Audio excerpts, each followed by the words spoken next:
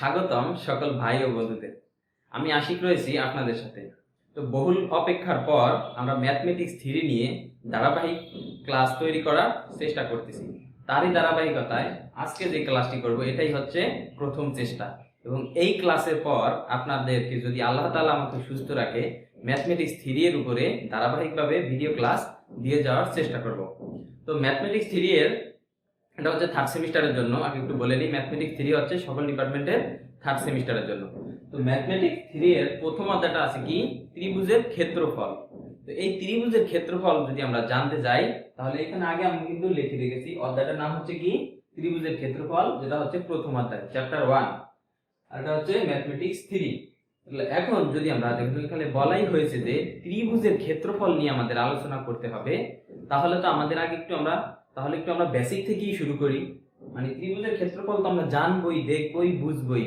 তার আগে আমরা ত্রিভুজগুলা কি, ত্রিভুজের কোণগুলা কি, বাহুগুলা কি, এগুলা একটু বুঝে নিলে, বেসিক থেকে বুঝে নিলে আমাদের একটু পরবর্তীতে বুঝতে ভালো হবে। তাহলে এখানে প্রথমে ত্রিভুজের ক্ষেত্রফল লিখলাম, অধ্যায়ের নাম অবশ্যই। দেন তারপরে আসি আমরা ত্রিভুজ কি, আমাদের এটা জানতে হবে। তাহলে ত্রিভুজের সংজ্ঞাটা কি লিখেছি, তিনটি সরল রেখা দ্বারা আবদ্ধ চিত্রকে ত্রিভুজ বলে। খুব ইজিলি ব্যাপার আপনারা অবশ্যই বুঝতে পারছেন। তারপরও বলে দিই যে তিনটা সরল রেখা, তিনটা সোজা সোজা যে কোনো তিনটা রেখা দিয়ে যদি তিনটা কোণ উৎপন্ন হয় তাহলে ওইটাই হবে কি ত্রিভুজ। তাহলে এখানে সোজা কথায় বলা রয়েছে তিনটি সরল রেখা দ্বারা আবদ্ধ চিত্রকে ত্রিভুজ বলে। আমরা এইটুকুই জেনে নিই। এখন আপনাকে যদি কেউ প্রশ্ন করে যে আচ্ছা ত্রিভুজ কত প্রকার, তাহলে ওই প্রশ্নটা কিন্তু ভুল। আগে আপনাকে প্রশ্ন করতে পারবে এইভাবে যে ত্রিভুজ বাহু বেদে কয় প্রকার এবং ত্রিভুজ কোণ বেদে কত প্রকার, এইভাবে প্রশ্ন করা যেতে পারে। আগে আমাদেরকে জানতে হবে যে ত্রিভুজকে কয় ভাগে ভাগ করা হয়েছে। তো আমরা এখানে লিখে রেখেছি যে ত্রিভুজকে দুই ভাগে ভাগ করা হয়েছে। এগুলা খুব ইজিলি ব্যাপার, আপনারা এগুলা আমার থেকেও ভালো জানেন, তারপর আমি একটু মেমোরাইজ করে দিচ্ছি আপনাদেরকে। তাহলে এখানে লিখলাম কি ত্রিভুজকে দুই ভাগে ভাগ করা হয়, এক হচ্ছে কি বাহু বেদে আর দুই হচ্ছে কি কোণ বেদে। এখন বেসিক্যালি এখানে রয়েছে বাহু বেদে 3 প্রকার এবং কোণ বেদে রয়েছে কত 3 প্রকার, মোট টোটালি রয়েছে 6 প্রকার। তাহলে বেসিক্যালি একটা কথা বলা যায় যে ত্রিভুজ হচ্ছে 6 প্রকার। এখন ত্রিভুজ আরো প্রকার ভেদ আছে, আমরা ওই আলোচনায় না যাই, ওগুলা আমাদের মানে এই সিলেবাসে অন্তর্ভুক্ত না। তাহলে এখানে যদি আমরা প্রথমে হচ্ছে কি বাহু বেদে আর হচ্ছে কোণ বেদে। এখন এই যে 6 প্রকার ত্রিভুজ রয়েছে, সমবাহু, সমদ্বিবাহু, বিষমবাহু, সমকোণী, শুভকোণী এবং স্থূলকোণী, এই 6টা ত্রিভুজের কি বৈশিষ্ট্য আছে, এই 6টা ত্রিভুজ কিভাবে আমরা আইডেন্টিফাই করব, এই বিষয়টা আগে জানি, দেন আমরা ত্রিভুজের ক্ষেত্রফলে চলে যাব। তাই হচ্ছে এখানে বলে দিই যে এটা হচ্ছে একটু বেসিক, আপনাদেরকে জাস্ট মেমোরাইজ করার জন্য এগুলো আবার করানো হচ্ছে। তাহলে এখানে প্রথমে আছে কি সমবাহু, একটা একটা করে আমরা করব। প্রথমে এটাকে আমরা 1 নাম্বার দিয়ে রাখি। আচ্ছা এটা 1 2 3 আমরা নাম্বারিং করে নিলাম 3। তারপরে এটা হচ্ছে কত 4 নাম্বার, এটা 5, এটা হচ্ছে 6। আমরা 6টা ত্রিভুজ একটু কি আইডেন্টিফাই করে নিলাম। তাহলে এখন প্রথম হচ্ছে কি সমবাহু ত্রিভুজ। তাহলে সমবাহু ত্রিভুজটা কি, সমবাহু ত্রিভুজ।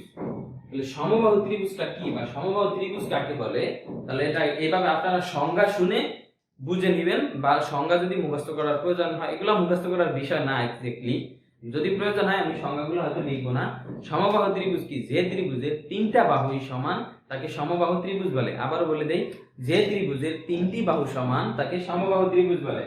তাহলে এখন যদি আমরা সমবাহু ত্রিভুজের সংজ্ঞাটা লিখতে যাই তাহলে এটা লিখব কি,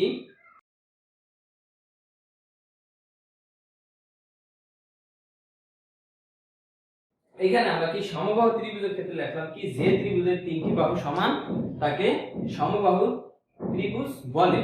এখন আগে তো আমরা ত্রিভুজের একটা সংজ্ঞাটা দেখেছি, যে এই সংজ্ঞাটা আগে আমরা প্রমাণ করি যে 3টি সরল রেখা দ্বারা আবদ্ধ চিত্রকে ত্রিভুজ বলে। তাহলে 3টা সরল রেখা, মনে করলাম এই একটা সরল রেখা, এই একটা সরল রেখা এবং এই একটা সরল রেখা, এই 3টা সরল রেখা দ্বারা আবদ্ধ চিত্রকে, 3টা সরল রেখা থাকলেই হবে না, 3টা সরল রেখা দ্বারা একটা কি চিত্র আমাদের আঁকতে হবে। তাহলে এই 3টা সরল রেখাকে, ধরেন প্রথম সরল রেখাটা থাকলো সোজা, দেন তারপরে আছে কি 2টা রেখা, একটা এই রেখাটা নিচে একটা রেখা, এই একটা রেখা। এখন যদি এই রেখাটাকে আমরা এখানে নিয়ে আসি, আবার যদি এই রেখাটাকে আমরা এখানে নিয়ে আসি, তাহলে কি এখন একটা চিত্র হয়ে গেল। আর হচ্ছে এই তিন বাহু দ্বারা তিন কোণ ছাড়া অন্য কোনো চিত্র অঙ্কন করা সম্ভব নয়। আপনি চেষ্টা করে দেখতে পারেন। তাহলে এখানে কি তিনটা বাহু দ্বারা অবশ্যই তিন কোণের একটা চিত্র হবে, যেই চিত্রটা হবে ওইটাই হচ্ছে কি ত্রিভুজ। এখন প্রথমে আমরা যাই সমবাহু ত্রিভুজের আলোচনায়। যে ত্রিভুজের তিনটি বাহুই সমান তাকে সমবাহু ত্রিভুজ বলে। এখন এই সমবাহু ত্রিভুজটা আমরা কিভাবে আঁকবো বা বুঝবো কিভাবে? তাহলে এইখানে দেখেন একটা ত্রিভুজ আঁকি। এই দিকে একটা দাগ দিলাম, এই দিকে একটা দিলাম আমরা, দেন এই দিকে আমরা একটা দিলাম। এখন যদিও মানে এগুলো সমান না, কিন্তু আমাদের এগুলো সমান করে আঁকতে হবে। এগুলো তো হচ্ছে বোর্ডে যখন আপনারা পেন্সিল কম্পাস দিয়ে করবেন, তখন আপনারা বা স্কেল দিয়ে করবেন, তখন দেখবেন তখন প্রত্যেকটা মান সমান করেই আঁকতে হবে। তাহলে সমবাহু ত্রিভুজ, যে ত্রিভুজের তিনটি বাহু সমান তাকে সমবাহু ত্রিভুজ বলে। তাহলে এই তিনটা বাহু সমান আমরা করে দিলাম। তো এটা সমান, এটা সমান, এটা, তাহলে কি তিনটা বাহু সমান। তাহলে এখানে দিলাম এ, এটা দিলাম বি এবং এটা দিলাম কি সি। এ বি সি একটা ত্রিভুজ আমরা আঁকলাম যার তিনটা বাহুই সমান। তো এইটাকে আমরা আরেকটু ভাবে সামনের দিকে লিখতে পারি যে কি AB equal to BC equal to AC। তার মানে কি প্রত্যেকটা বাহুই আমার এখানে সমান। তাহলে যখন প্রত্যেকটা বাহু সমান হবে তাহলে ওইটাই হবে কি সমবাহু ত্রিভুজ। এখন এখানে আরেকটা কনসেপ্ট রয়েছে যেটাকে একটু ক্লিয়ার করে দেই। সমবাহু ত্রিভুজ আমরা এটা পেলাম, কিন্তু সমবাহু ত্রিভুজের কোণগুলা কি হয়? সমবাহু ত্রিভুজের তিনটা কোণই কিন্তু সূক্ষ্মকোণ হয় এবং প্রত্যেকটা কোণ হবে 60 ডিগ্রি। সমবাহু ত্রিভুজের এখানে লিখে দেই বিদ্রষ্ট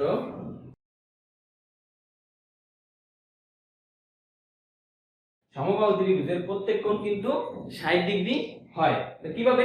আমরা জানি যে ত্রিভুজের এটা তো বহুল প্রকাশিত। আমরা জানি যে যারা ম্যাথমেটিশিয়ান তারা প্রমাণ করেছে যে ত্রিভুজের তিন কোণের সমষ্টি হলো কি 180 ডিগ্রি। এখন এটার মান যদি 60 ডিগ্রি হয় তাহলে এটার মানও 60 ডিগ্রি হবে, এটার মানও 60 ডিগ্রি হবে। তাহলে 3 4 18, তাহলে কত হয়? ত্রিভুজের তিন কোণের সমষ্টি 180 ডিগ্রি আমরা এখানে পেয়ে গেলাম। এখন এইখানে তিনটা কোণ সমান হবে কেন? কারণ হচ্ছে এখানে তিনটা বাহু সমান। এখানে সমবাহু ত্রিভুজের কথা বলা হয়েছে, তিনটা বাহুই আমার সমান। তাহলে এখন আমরা বুঝে গেলাম যে সমবাহু ত্রিভুজ, যে ত্রিভুজের তিনটি বাহু সমান তাকে সমবাহু ত্রিভুজ বলে। এটা আমরা দেখলাম। এই যে কোণটা রয়েছে এটাকে আবার কি সূক্ষ্মকোণী ত্রিভুজও বলা যেতে পারে। তো ওই দিকে আমরা আচ্ছা ওটা পরে বুঝি। তাহলে এখানে এটা চলে গেল সমবাহু ত্রিভুজ আমরা বুঝলাম। এখন আমরা জানবো কি আমাদের এই সমবাহু ত্রিভুজটা জানা শেষ। এখন আমরা জানবো সমদ্বিবাহু ত্রিভুজ। তাহলে আমরা 2 নম্বরে দেই সমদ্বিবাহু। সমদ্বিবাহু ত্রিভুজটাকে কিভাবে সংজ্ঞায়িত করা যায়? যে ত্রিভুজের দুইটি বাহু সমান তাকে সমবাহু।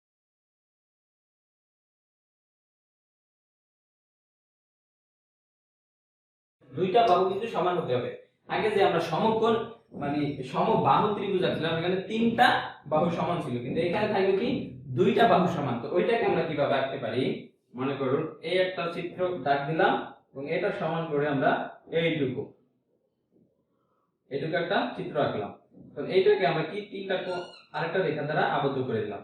এখন দেখেন যে উপরের যেই রেখাটা রয়েছে এই রেখাটা বড়, আর এই দুইটা রেখা যদিও এইখানে সমান না, কিন্তু আমাদের সমান করে আঁকতে হবে। যখন আমরা খাতায় আঁকবো যে একটা সমদ্বিবাহু ত্রিভুজ আঁকবো, তখন এইটা আর এই বাহুটা হচ্ছে কি সমান। তাহলে এটাকে আইডেন্টিফাই করে দেই এ বি সি। তাহলে এখানে আমরা লিখতে পারি কি AC ইকুয়াল টু BC।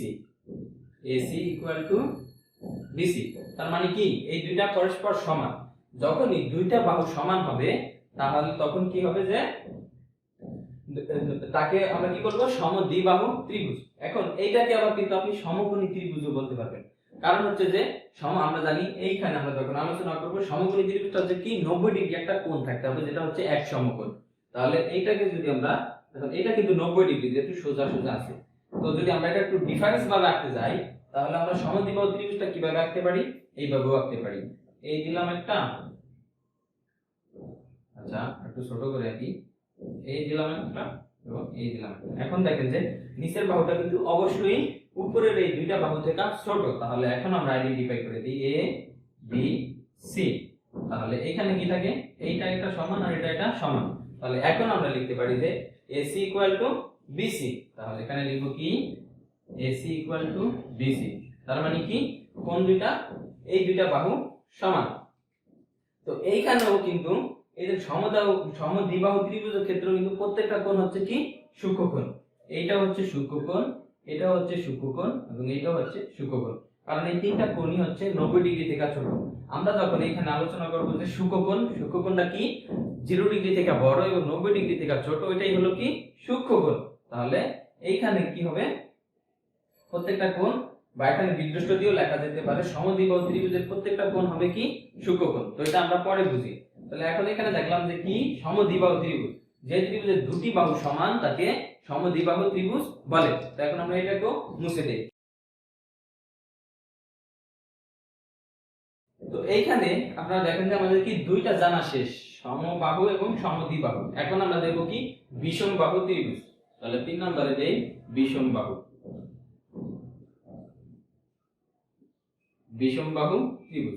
তাহলে বিষমবাহু ত্রিভুজটা কি, যে ত্রিভুজের তিনটি বাহু এবং তিনটি কোণ পরস্পর ভিন্ন তাকে আমরা বিষমবাহু ত্রিভুজ বলি। আবারও বলে দিই, যে ত্রিভুজের তিনটি বাহু এবং তিনটি কোণ সমান তাকে আমরা বিষমবাহু ত্রিভুজ বলতে পারি। তো এইখানে হচ্ছে যে কোণের ব্যাপারটা আপনি নাও আনতে পারেন, যে ত্রিভুজের তিনটি বাহু আলাদা বা তিনটি বাহুই ভিন্ন তাকে বিষমবাহু ত্রিভুজ বলা যায়। যখনই ত্রিভুজের, এখানে একটা ক্লু রয়েছে ছোট, যে যখনই ত্রিভুজের বাহু তিনটা মানে সমান থাকবে না, বাহু তিনটা আলাদা আলাদা থাকবে, তখন কোণ তিনটা মাস্ট বি অবশ্যই আলাদা হয়ে যাবে। তাহলে এখানে লিখবো কি, যে ত্রিভুজের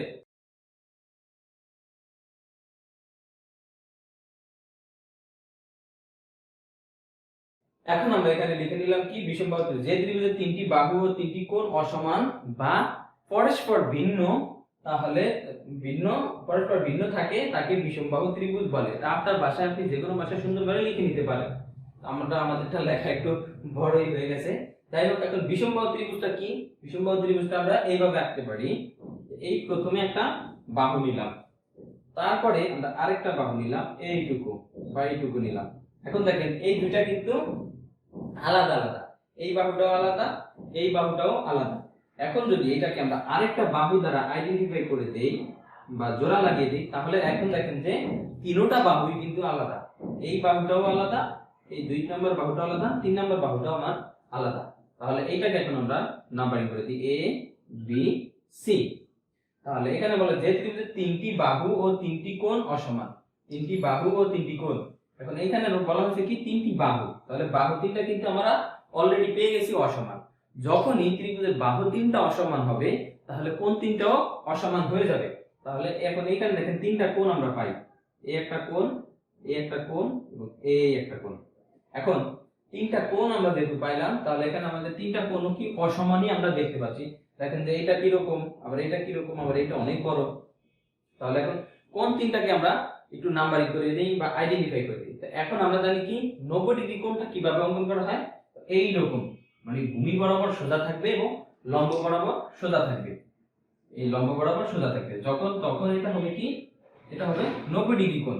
কিন্তু এখন দেখেন যে এইটা কিন্তু এই বরাবর নেই, আমার এই বরাবর নেই, এটা কি হেলে গেছে। তাহলে এটা এইদিকে হেলে গেছে, তাহলে এটা এই দিকে হেলে গেল। তাহলে কি এখন এটা 90 ডিগ্রি থেকে আমার বেড়ে গেল অবশ্যই। তাহলে এইখানে আমরা এই সিদ্ধান্তে পৌঁছাতে পারি যে বিষমবাহু ত্রিভুজের একটা কোণ হয় কি, একটা কোণ হয় স্থূলিকোণ। এখানে আমরা যখন আসবো তখন বিস্তারিত বুঝতে পারবে। তাহলে স্থূলিকোণটা কি, স্থূলিকোণটা হচ্ছে 90 ডিগ্রি থেকে বড় এবং 180 ডিগ্রি থেকে ছোট।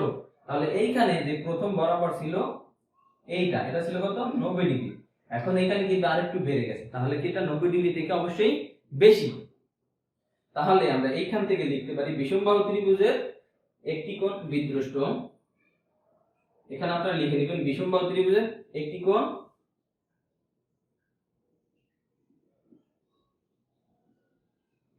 বিষমবাহু ত্রিভুজের একটি কোণ হচ্ছে কি স্থূলকোণ।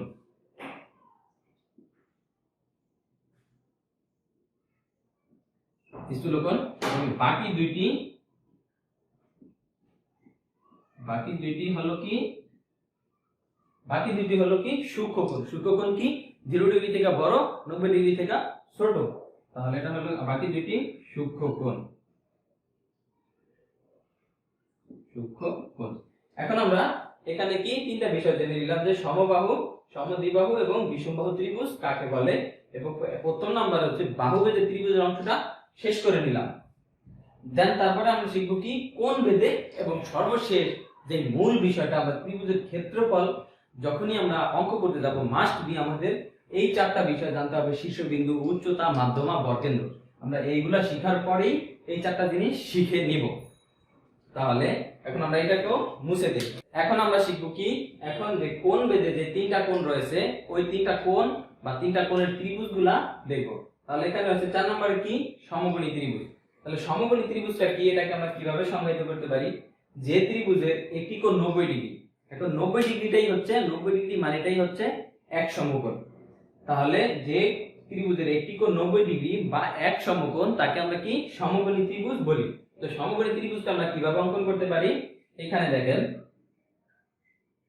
আমরা প্রথমে দুইটা বাহু এঁকে নিলাম, দেন এটাকে আমরা 3 নম্বর বাহু দ্বারা সংযুক্ত করে দিলাম। যখনই এটাকে আমরা সংযুক্ত করে দিলাম তখন এইখানে দেখেন যে একটা কোণ উৎপন্ন হয়েছে। এই কোণটা হচ্ছে 90 ডিগ্রি, কারণ এটা হচ্ছে ভূমির দিকে বরাবর সোজা এবং উপরে উচ্চতার দিকে বরাবর সোজা। তাহলে এই কোণটা হচ্ছে কি 90 ডিগ্রি, যেটা হচ্ছে কি এটা 90 ডিগ্রি কোণ। আর 90 ডিগ্রি সমান সমান কত? 90 ডিগ্রি সমান সমান হচ্ছে কি এক সমকোণ। তাহলে এটাকে আমরা বলবো কি সমকোণী ত্রিভুজ। এখন এই সমকোণী ত্রিভুজের এখন দেখেন এই বাহুটাও সমান, এই বাহুটাও সমান। তাহলে এটাকে আবার আমরা কি সমদ্বিবাহু ত্রিভুজও বলতে পারি। এই যে প্রথমে আমরা যে সমদ্বিবাহু ত্রিভুজ অঙ্কন করেছিলাম এইরকম একটা আপনারা রিমাইন্ড করে দেখেন, তাহলে এটাকে আমরা আবার কি সমদ্বিবাহু ত্রিভুজও বলতে পারি। তাহলে এখন আমাদের কনসেপ্ট ক্লিয়ার হয়ে গেল যে কি সমদ্বিবাহু ত্রিভুজটা, আচ্ছা সমদ্বিবাহু না সরি সমকোণী ত্রিভুজটা কি। তো সমকোণী ত্রিভুজের সাথে আবার কি সমদ্বিবাহু ত্রিভুজের একটা সম্পর্ক রয়েছে। এখন আমরা শিখবো যে কি স্থূলকোণী ত্রিভুজ। এখন এখানে আরেকটু বলেছে যে সমকোণী ত্রিভুজের একটা কোণ হবে কি 90 ডিগ্রি, একটা কোণ 90 ডিগ্রি, আর বাকি দুইটা কোণ হবে কি সূক্ষ্ম কোণ। বাকি দুইটা কোণ কি সূক্ষ্ম কোণ হবে। তাহলে এখানে একটা 90 ডিগ্রি হলে আর ত্রিভুজের তিন কোণের সমষ্টি কত? 180 ডিগ্রি। 180 ডিগ্রি, 180 ডিগ্রি থেকে যদি 90 ডিগ্রি চলে যায় এক কোণের মান, তাহলে এখানে দিলাম কি 90 ডিগ্রি, তাহলে পরবর্তী থাকে 90 ডিগ্রি। তাহলে এই 90 ডিগ্রি হচ্ছে কিন্তু এই দুই কোণের মান, এই কোণ আর এই কোণ। তো এটাকে যদি আমরা 2 দিয়ে ভাগ করে দিই তাহলে কত? 45 ডিগ্রি। তাহলে কি এটা 0 ডিগ্রি থেকে বড় এবং 90 ডিগ্রি থেকে ছোট, তাহলে এটাকে বলা হয় কি সূক্ষ্মকোণী ত্রিভুজ।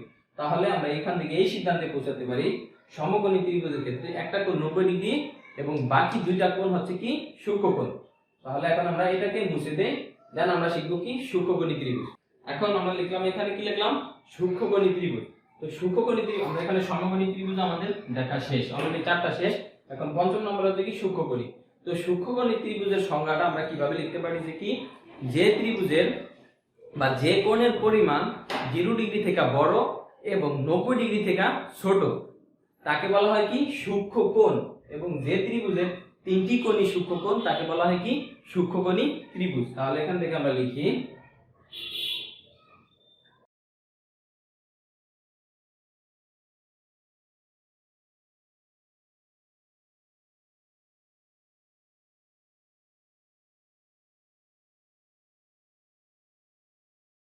তো এখানে সংখ্যাটা অনেক বড় হয়ে গেছে, তাহলে আমরা লিখলাম কি যে কোণের পরিমাণ 0 ডিগ্রি থেকে বড় এবং 90 ডিগ্রি সেটা থেকে ছোট তাকে সূক্ষ্মকোণী ত্রিভুজ বলে। আমরা এটা বলতে পারি না, কারণ হচ্ছে আগে আমাদের কোণে পৌঁছাতে হবে, যে কোনটা সূক্ষ্ম কোণটা কি এটা বুঝতে হবে, দেন আমাদের সূক্ষ্মকোণী ত্রিভুজে পৌঁছাতে হবে। তার জন্যই আমরা কি লিখলাম 0 ডিগ্রি থেকে বড় এবং 90 ডিগ্রি থেকে ছোট কোণ কি বলা হয় কি সূক্ষ্মকোণ। আর যে ত্রিভুজের তিনটা কোণ সূক্ষ্মকোণ থাকবে, মানে তিনটা কোণই 90 ডিগ্রি থেকে ছোট থাকবে তাকে বলা হয় কি সূক্ষ্মকোণী ত্রিভুজ। তাহলে এইটাও অনুরূপ যখন আমরা সমদ্বিবাহু ত্রিভুজ দেখেছিলাম ওই সমদ্বিবাহু ত্রিভুজের মতোই। তাহলে এখানে আমরা একটা কি কোণ আঁকি বা একটা ত্রিভুজ আঁকি, এই একটা ত্রিভুজ আঁকলাম। এখন এখানে প্রত্যেকটা কোণ, এই ত্রিভুজের যে প্রত্যেকটা কোণ রয়েছে কোনটা কোণই কিন্তু 90 ডিগ্রি না বা 90 ডিগ্রি থেকে বেশিও না। কারণ হচ্ছে আমরা পূর্বে নেই জানি 90 ডিগ্রি হতে হলে কি ভূমি বরাবর সোজা লাগবে এবং কি উচ্চতা বরাবর কি সোজা লাগবে, তখন একটা 90 ডিগ্রি কোণ হবে। আর যখন 90 ডিগ্রি থেকে বেড়ে যাবে তখন এটা কি যে উলম্ব বরাবর বা যে খাড়া বরাবর আছে খাড়া বরাবর থেকে হেলে যাবে। আবার যখন 90 ডিগ্রি থেকে কমে যাবে, তাহলে 90 ডিগ্রি ছিল এই অবস্থায়, আমাদের এইখানে ছিল 90 ডিগ্রি কোণটা, যখন এটা থেকে কমে যাবে তখন কিন্তু এটা আবার এই অবস্থায় হেলে যাবে। মানে ভিতরের দিকে হেলে যাবে। এখন এটা দেখেন যে ভিতরের দিকে হেলে গেছে, এটাও হেলে গেছে, তাহলে তিনও ক্ষেত্রেই কি প্রত্যেকটা কোণ হচ্ছে সূক্ষ্মকোণ, প্রত্যেকটা কোণ হচ্ছে 90 ডিগ্রি থেকে কম। তাহলে এখন আমরা এখান থেকে শিখলাম যে সূক্ষ্মকোণী ত্রিভুজ কি, যে কোণের পরিমাণ 0 ডিগ্রি থেকে বড় এবং 90 ডিগ্রি থেকে ছোট তাকে বলা হয় কি সূক্ষ্মকোণ, এবং যে ত্রিভুজের তিনটি কোণ বা প্রত্যেকটি কোণই সূক্ষ্মকোণ তাকে সূক্ষ্মকোণী ত্রিভুজ বলে। তাহলে এখন এখান থেকে আমরা সূক্ষ্মকোণী ত্রিভুজটাও শিখে নিলাম। এবং সর্বশেষ আমরা শিখব কি স্থূলকোণী ত্রিভুজ। তাহলে এটাকেও আমরা একটু মডিফাই করে লিখে নেই। তাহলে এখানে এখন আমরা দেখব কি স্থূলকোণী ত্রিভুজটা দেখব। তাহলে এখানে লিখি 6 নম্বরে রয়েছে কি আমাদের স্থূলকোণী ত্রিভুজ।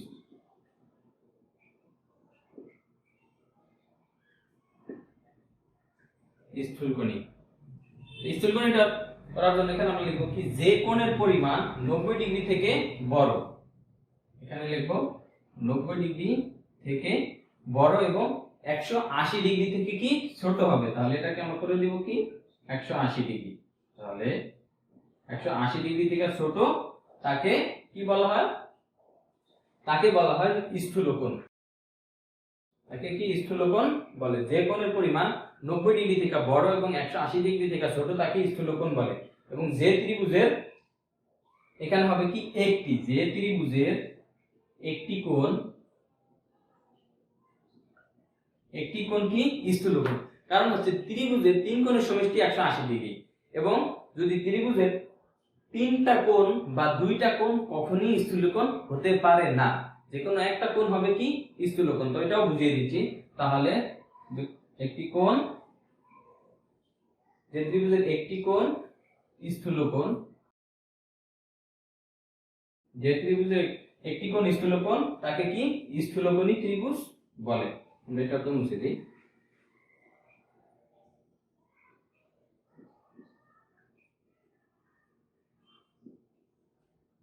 স্থূলকোণী ত্রিভুজ বলে।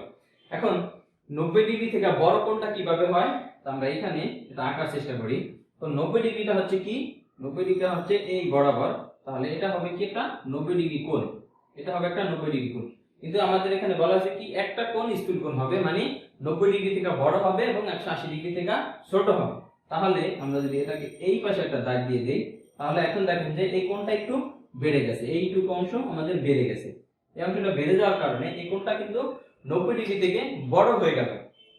তাহলে আমরা এখন যদি এইটাকে সংযুক্ত করে দেই, তাহলে আমরা দেখতে পাবো যে কি একটা কোণ হচ্ছে কি 90 ডিগ্রি থেকে বড় এবং ওই কোণটাই হচ্ছে কি স্থূলকোণ।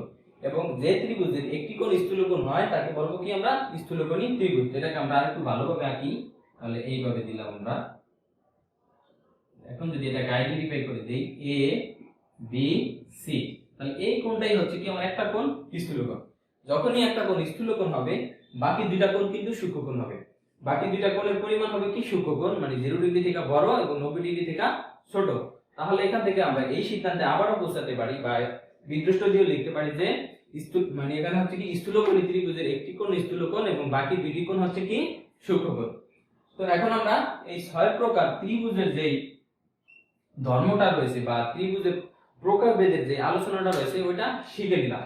এখন আমাদের যে মেইন যেটা দরকার, যে আমরা এই পাশে আগেই লিখে রেখেছি কি শীর্ষবিন্দু, উচ্চতা, মাধ্যবিন্দু এবং বরকেন্দ্র, এই চারটা বিষয় আমাদের মাস্ট বি জানতে হবে। তাহলে আমরা এটাকে এখন মুছে দিই। তাহলে প্রথমেই রয়েছে কি শীর্ষবিন্দু। তো এগুলোর আমরা সংজ্ঞা লিখবো না, সংজ্ঞা বলে দিব, আপনাদেরকে বুঝিয়ে দিব, আপনারা বই থেকে আপনাদের সুন্দরভাবে লেখা আছে ওইগুলো শিখে নেবেন। তাহলে এখানে আমরা প্রথমে লিখি শীর্ষবিন্দু। শীর্ষবিন্দু,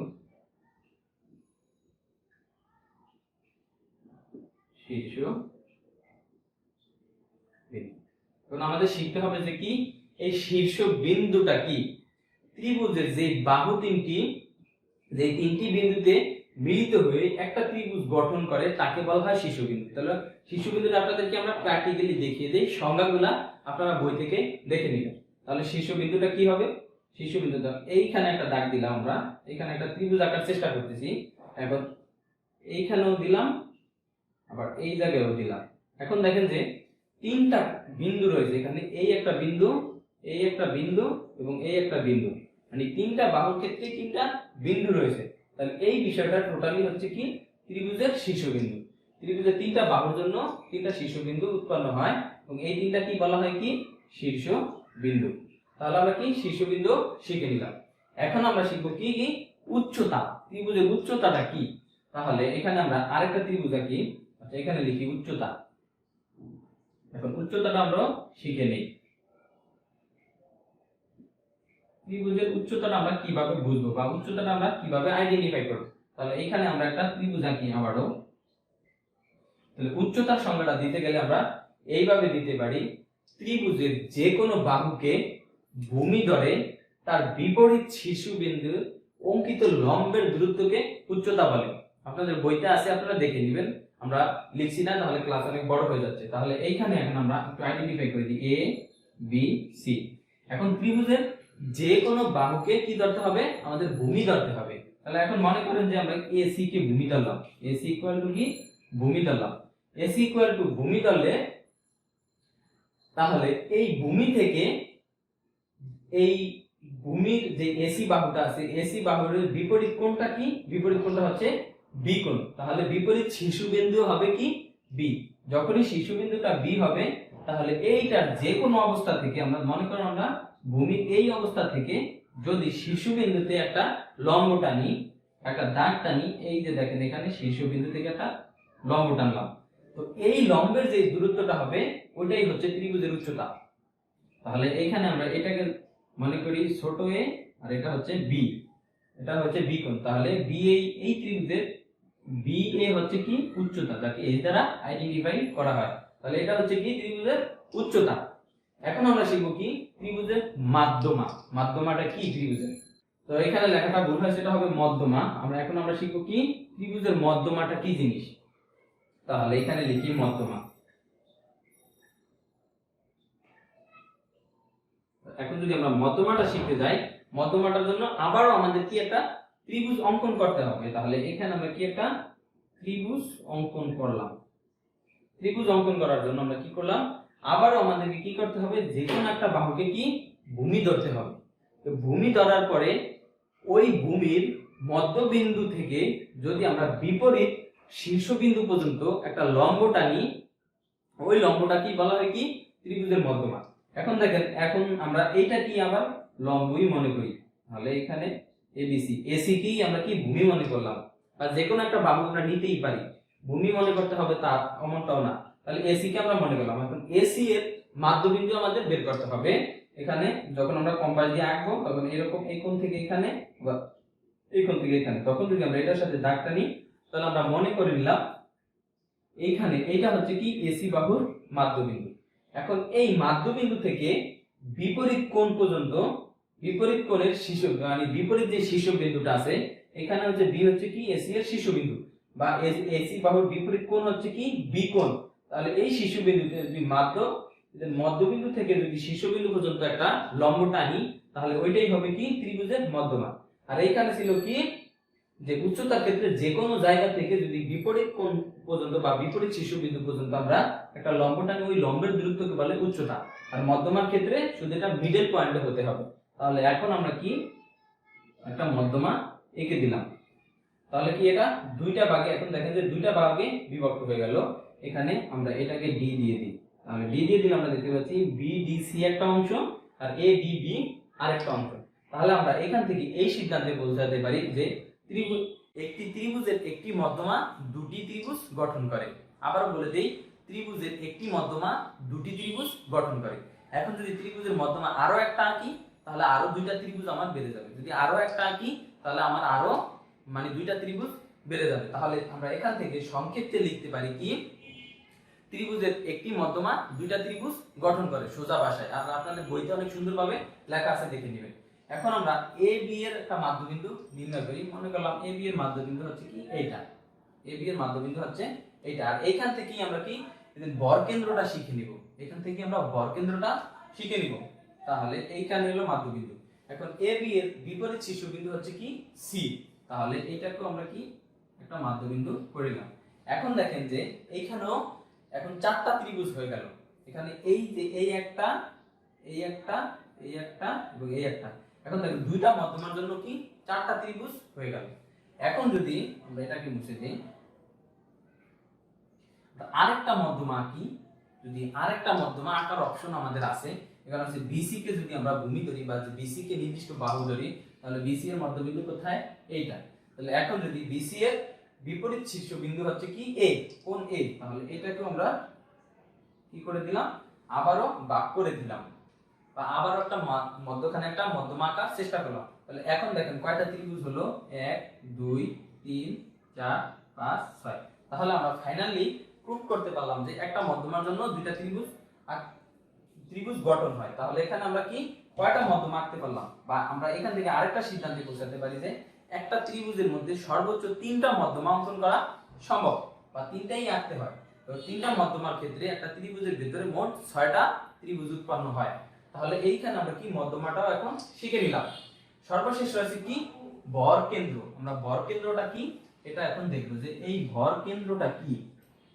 এই মাধ্যমার যে 3টা মাধ্যমা আমরা আঁকলাম, যে ত্রিভুজের মাধ্যমা 3টির মিল বিন্দুকে, ত্রিভুজের মাধ্যমা 3টির মিল বিন্দুকে আমরা কি মধ্যমা বলতে পারি। তো এখানে মিল বিন্দু কই বা মিলন স্থলটা কই? মিলন স্থলটা হচ্ছে এইটা। তাহলে এটা কি বলা হবে কি মাধ্যমা, এটা কি বলা হবে কি ভর কেন্দ্র, মাধ্যমা না ভর কেন্দ্র। তাহলে মাধ্যমা 3টির মিল বিন্দুকে বলা হয় কি ভর কেন্দ্র, বা আপনাদের বইতে অন্য ভাষায় লেখা আছে, আপনারা এটা দেখে নেবেন।